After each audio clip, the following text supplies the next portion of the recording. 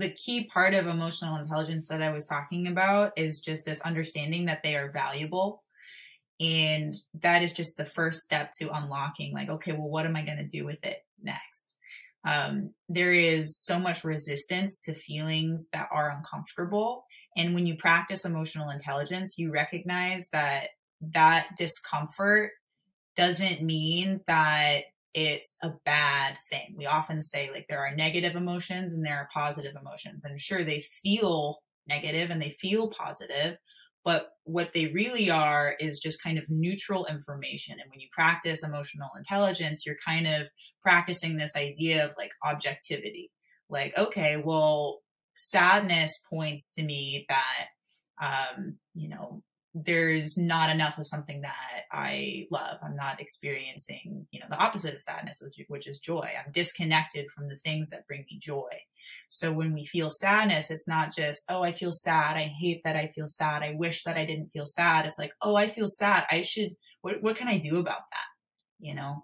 That is going to transform that sadness into something that aligns me with what feels authentic and what feels purposeful and what feels valuable.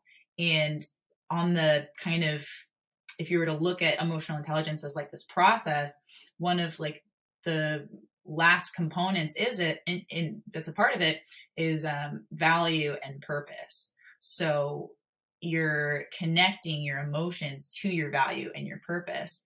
And it's truly amazing. And I could get into it. It's so layered.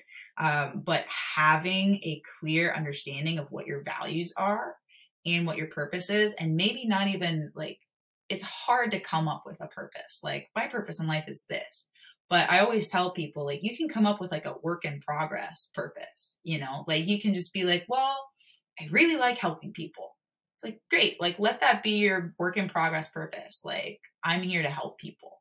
Having a purpose and recognizing that can align with your daily actions. And you wake up and you're like, I have to live my purpose today.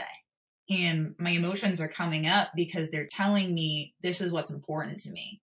And if I'm not acting in alignment with what's important to me, I'm probably going to keep feeling these same emotions because I'm not listening to the messages that they're bringing up for me.